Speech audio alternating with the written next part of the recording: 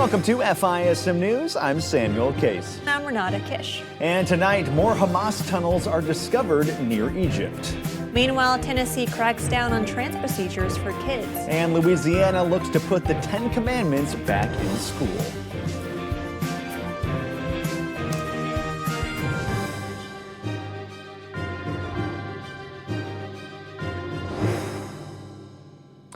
But first, conservative Justice Samuel Alito is rejecting Democrat calls to recuse himself from a rather contentious January 6th case. Democrats have been hounding Alito for flying an upside-down American flag in the days leading up to Biden's inauguration. And they've also recently taken issue with a Revolution-era Appeal to Heaven flag that was seen at Alito's vacation home, which Democrats claim was associated with Trump's Stop the Steal movement in the wake of the 2020 election.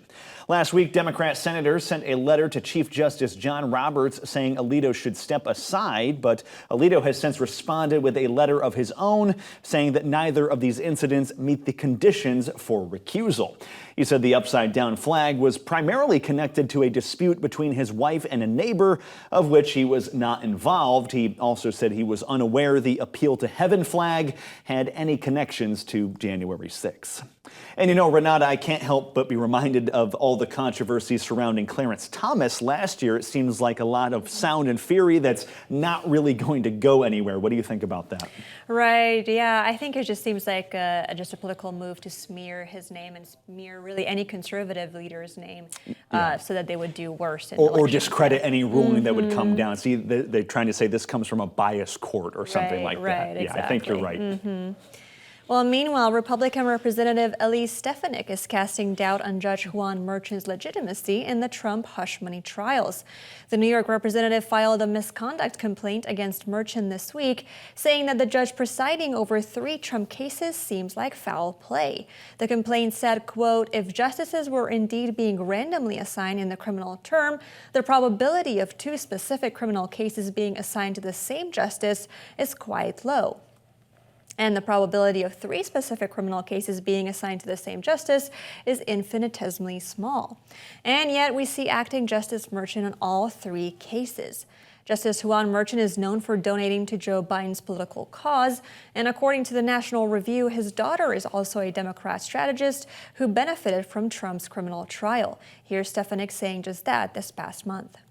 The judge's direct family member is a Democrat political operative who is directly profiting off the trial to the tune of tens of millions of dollars. And the Democrats in the mainstream media, the stenographers for the Democrats, are trying to do everything they can to cover this up and refuse to report on it. She now wants Merchan's assignments to be investigated by the court and the New York State Commission on Judicial Conduct. Similarly, Republican Senator J.D. Vance also called on AG Merrick Garland to investigate the judge's gag orders against Trump. And speaking of the goings-on in Congress, lawmakers are now turning their attention to foreign governments buying land in the U.S. FISM's Ian Patrick has all those details. Well, if you've been following us at FISM News for some time, you'll likely be familiar with this problem, which is foreign entities that are buying up American farmland at an alarming rate. According to recent reports from the U.S. Department of Agriculture, foreign entities now own a total of 40 million acres of farmland in the United States. One particular entity of concern is the Chinese government. The USDA reports that China has bought up nearly 347,000 of those acres. Now, as for why this is a concern, many tend to cite national security.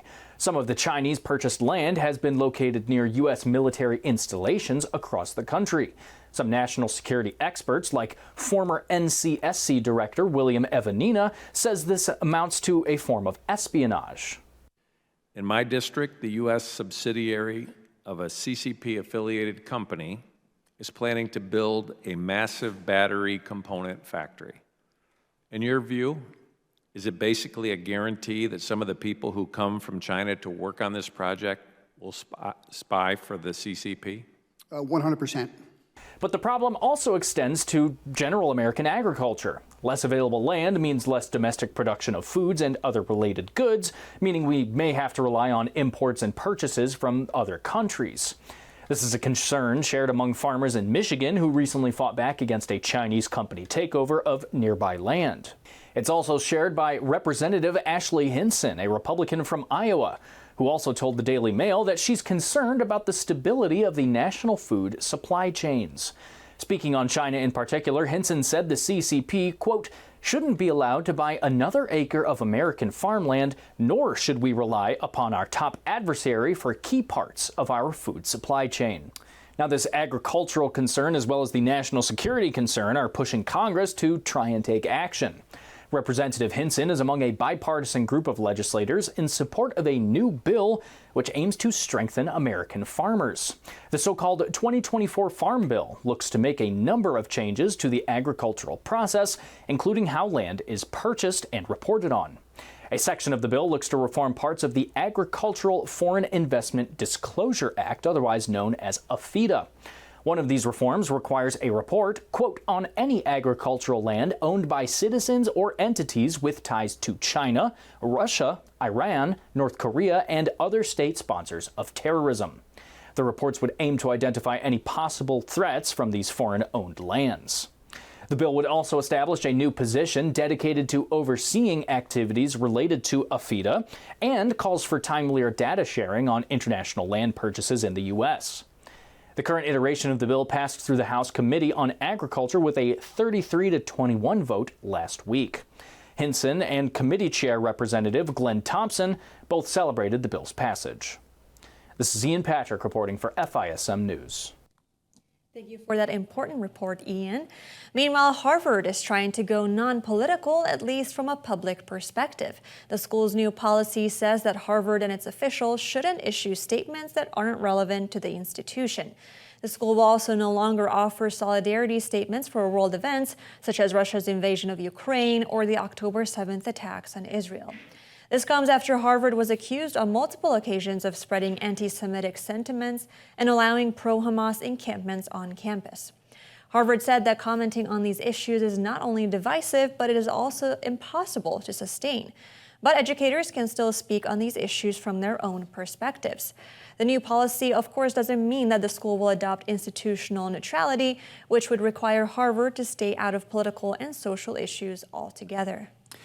Meanwhile, the Biden campaign is trying to shrug off the president's weak poll numbers as First Lady Jill Biden appeared on The View this week, saying she's confident the voters will turn around. Take a look. Consistently, we're seeing poll after poll that are showing Trump beating your husband outside of the margin of error, when in fact last time in 2020, Joe Biden was beating him in nearly every poll.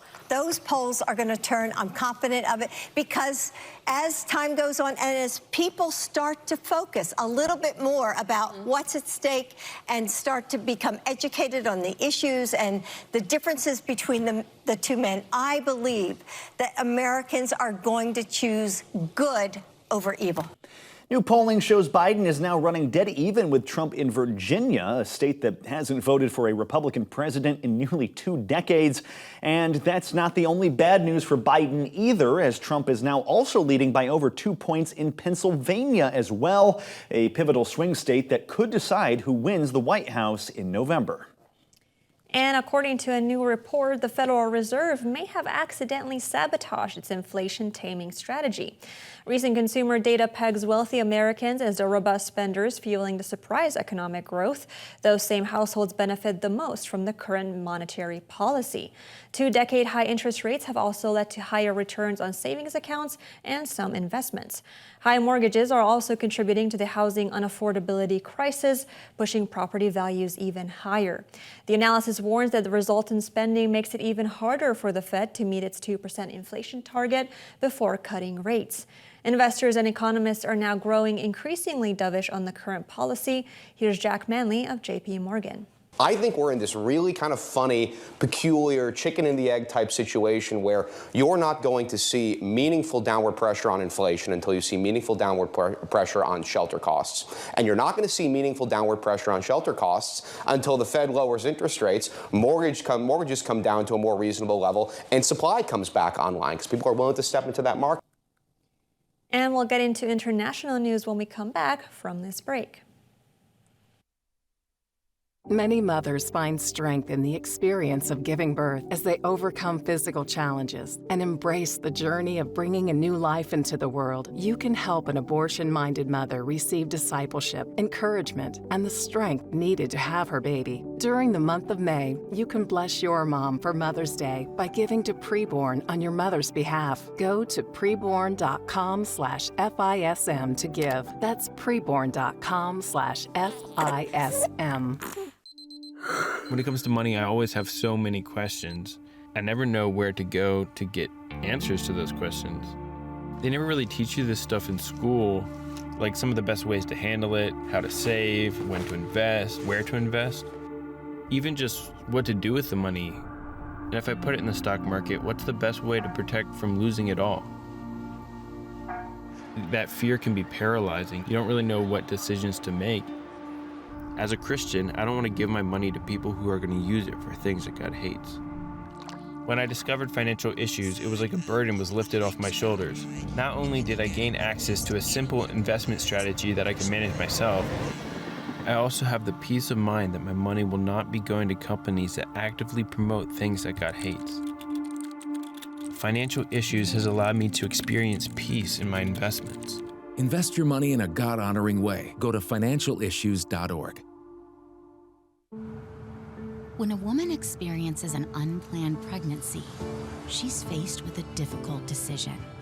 Preborn connects with life-affirming pregnancy clinics across the nation and provides them with free ultrasound sessions for expectant mothers. When a mother sees her baby on an ultrasound and hears their heartbeat, it doubles the chance she'll choose life. Visit preborn.com/life to save a baby's life.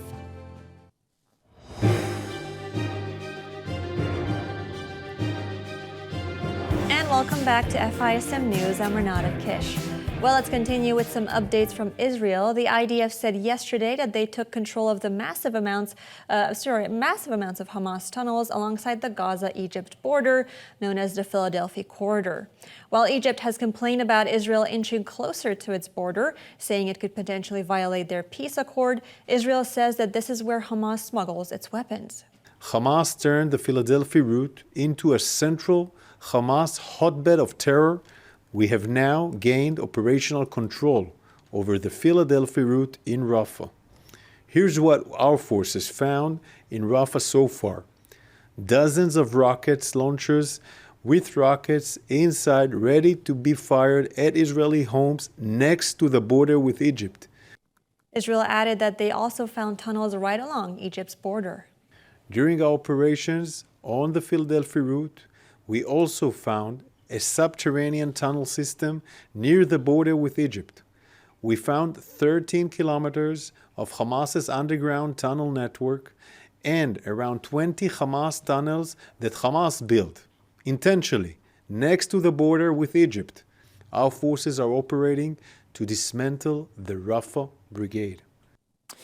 Meanwhile, it appears the Iran-backed Houthis have destroyed yet another U.S. Reaper drone. The rebel group released footage yesterday claiming they successfully struck the drone with a surface-to-air missile and also showed additional footage of the wreckage. If true, this will be the third Reaper drone destroyed by the Houthis this month alone, each of them costing roughly $30 million for the U.S. The Houthis have been ramping up hostilities since the start of the Israel-Hamas war by attacking merchant ships in the Red Sea, and they say they will only stop doing that once Israel withdraws from Gaza. Meanwhile, earlier today, Chinese leader Xi Jinping called for an end to the ongoing war in Gaza. As leaders from the region came to Beijing to strengthen relations with China, Xi opened the meeting by announcing his country's support for Palestine. China firmly supports the establishment of an independent state of Palestine that enjoys full sovereignty based on the 1967 borders and with East Jerusalem as its capital. The Chinese premier further described the situation as being absent of justice. The speech follows the signing of a document by Chinese Foreign Minister Wang Yi and Middle Eastern diplomats. Chinese state media described the document as a joint statement on a Palestinian issue. It reportedly calls for the end to the ongoing Israeli-Arab conflict and the establishment of a permanent two-state solution.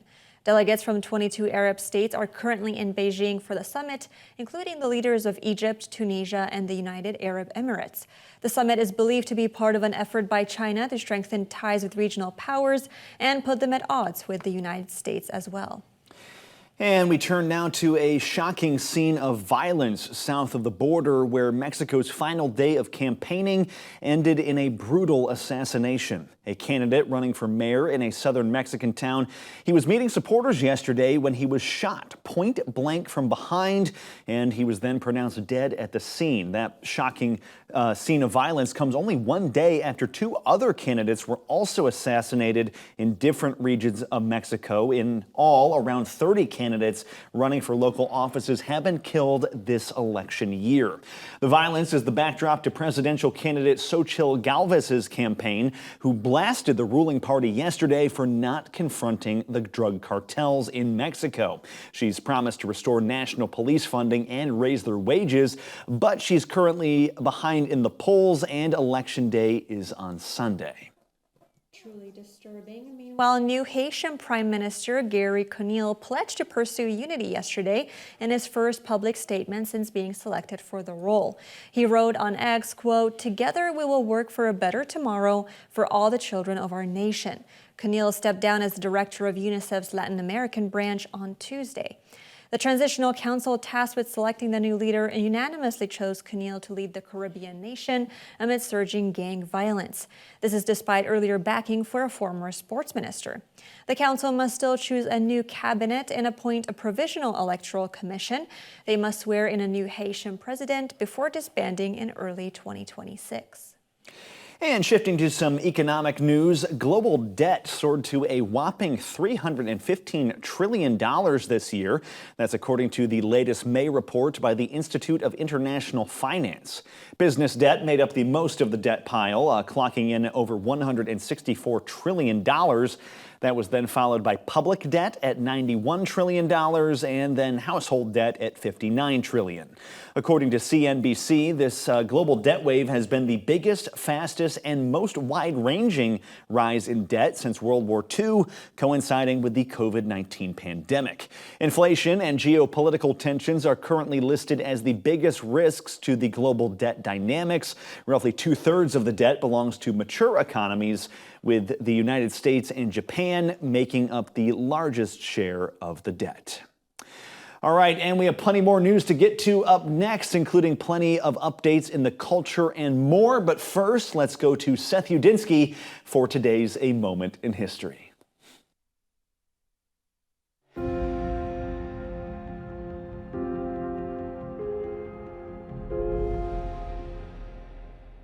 Welcome back to Moment in History. I'm Seth Udinsky. Let's travel back 1,000 years or so to the High Middle Ages here. The medieval period was filled with battles, bloodshed, conquering kings, and warring tribes, and one man was such a successful warrior that he would become known throughout history as the Conqueror. In 1066, he led one of the most famous conquests in Western history, crossing the English Channel and overpowering the English people. Let's explore the fascinating story of William the Conqueror. Now, William was born in 1027 in France, the illegitimate son of Duke Robert of Normandy and a woman named Hervella. He was known in his youth by another name, which I won't say here, but let's just say it was a name with considerably strong language that his adversaries used to their advantage. Now, he was raised in the medieval culture of chivalry and Christian duty in France, rising in military might. He married Matilda of Flanders, the daughter of the Count of Flanders, and the two had 10 children together. Of course, William's most famous and influential act of his life was his conquest of England in 1066. Now, William led an army across the English Channel that year and waged war on the Anglo army and King Harold II in the Battle of Hastings. William was victorious, earning him the nickname William the Conqueror and ushering in a new era of English culture. William was crowned King of England in Westminster Abbey on Christmas Day in 1066. Now, William did many things that established what would become modern English culture. For example, he introduced French and the Latin dialect to the Old English language, demanding that French be spoken in the English court, and that was a practice that lasted hundreds of years, actually. In fact, our modern English language finds its beginning in William's cultural impact. You see, before William, English was very Germanic in its intonation and vernacular, but after William, the language was infused with a Latin influence, and thus the reason so many of our words today are derived from Latin as much as they are from Old English is because of this. Now, William also established the modern English monarchical system. Almost all English rulers since the 11th century, even all the way up to the country's current ruler, trace their lineage back to William. And of course, William left his mark on the physical landscape of England as well. He commissioned the building of one of the most famous castles in medieval Christendom, the Tower of London. William died in battle in September of 1087 at the relatively old age of 60. Thanks so much for joining me once again for a moment in history. For $28, you can sponsor an ultrasound scan that will enable an abortion-minded woman to hear the heartbeat of her baby. 90% of the time when this happens, that sound will change a woman's mind and cause her to keep the baby. And guess what? An anonymous donor is matching your gift. For every 200 scans underwritten, an ultrasound machine will be purchased and placed in a life-saving preborn clinic. Go to preborn.com/FISM to give today. That's preborn.com/FISM.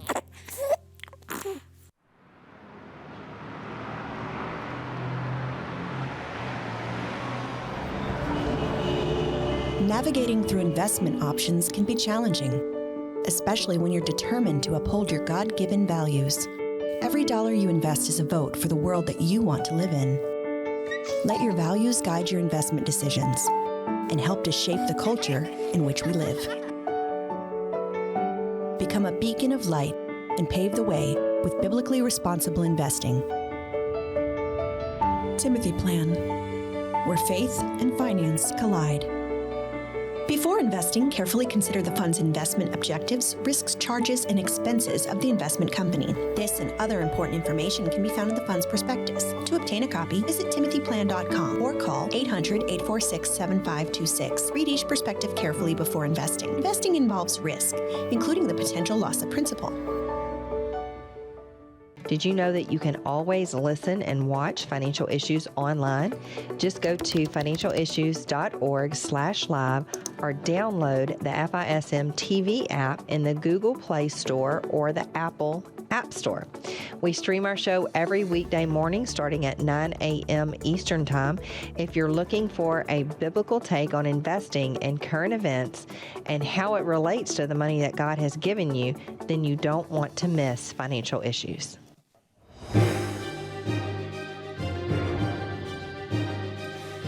Hey there, welcome back to FISM News. I'm Samuel Case. We begin now in the culture war where Tennessee continues to crack down on abortion and underage trans treatments. Republican Governor Bill Lee on Tuesday signed 2 bills making it a crime for adults to help a minor get an abortion or transgender medicine without parental consent. Tennessee is now the first state to punish adults for helping kids get trans treatments without their parents' knowledge, and the second to do so for abortion. Idaho passed an anti-abortion trafficking law last year, which is currently being blocked in court. Tennessee's new legislation largely mirrors that Idaho law. Both laws will take effect on July 1st, and violations can result in up to nearly a year in prison. Meanwhile, Democrats are launching a $100 million abortion campaign for the November elections. The Washington Examiner reports that the House Majority PAC's Reproductive Freedom Accountability Fund will go towards swing states, and it will also target states that don't have competitive Senate or presidential races such as Oregon, New York, California, Washington, and Virginia. This is how the Democrats want to ensure a Democrat majority in Congress. The Congressional Leadership Fund, which supports Republicans, reacted to the announcement by saying this is the Democrats' sole strategy given their low approval ratings. Dan Constone, president of the organization, advised Republican candidates to clearly and emphatically communicate this as a state issue and settled law. Meanwhile, a spokesperson for the Liberal PAC says that abortion has garnered support in both deep red and blue states, giving them hope for November. At the same time, Republican lawmakers are raising concerns about the environmental impact of the abortion pill. Senator Marco Rubio and Representative Josh Brecheen recently sent a letter to the EPA warning that the full impact of mifepristone, that is the abortion pill, has never been sufficiently studied. The only study related to the topic was conducted all the way back in 1996. And not only is the study dated, but Rubio and Brecheen also say it's incomplete. They say it failed to show how the drug and, quite frankly, the fetal remains left behind by it could make their way into America's wastewater system from at-home abortions. Their concerns come as medical abortion has been on the rise since the overturning of Roe v. Wade, now making up 63% of all abortions last year. The EPA says it will review the letter and give an appropriate response. Meanwhile, Louisiana lawmakers passed a bill this week that could require public schools and universities to display the 10 Commandments in their buildings. GOP State Rep. Dodie Horton introduced a bill which states that the 10 Commandments must be printed on a poster that's at least 11 by 14 inches and is the central focus of the poster. According to Axios, other states such as Texas, South Carolina, and Utah have already tried to pass similar legislation, but Louisiana could be the first to pass the bill if Governor Jeff Landry signs it into law. Of course, the legislation received some backlash. Organizations such as the ACLU of Louisiana and the Freedom from Religion Foundation say the bill is unconstitutional. They said, quote, "The state may not require public schools to display the 10 Commandments in classrooms as it violates students' and families' fundamental rights to religious freedom."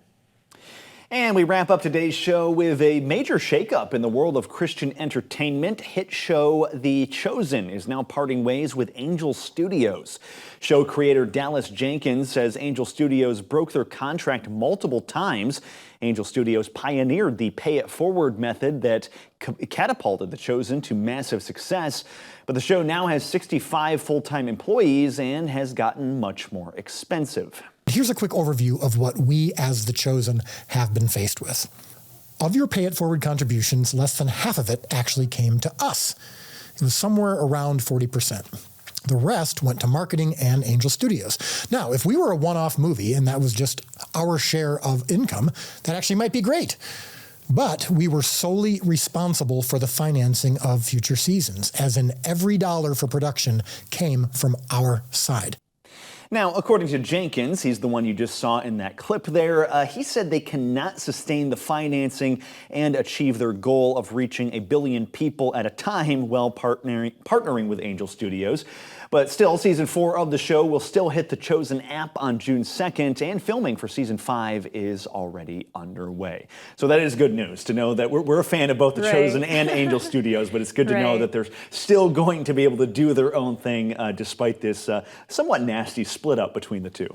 Yeah, I mean, from what I heard, it seems like an amicable way to, part ways from each other. They never went to court. They just settled the matter with a third-party arbitrator. Yeah. So, it was a very biblical way to handle a conflict. And it just shows that business can get complicated even with two Christian parties. Especially when huge money is involved. That's always the case, yeah. All right, well, thank you so much for joining us today. Please visit FISMnews.tv for more content. And for more updates until our next show, be sure to follow us on social media at FISM News. We'll see you tomorrow night with more news coverage.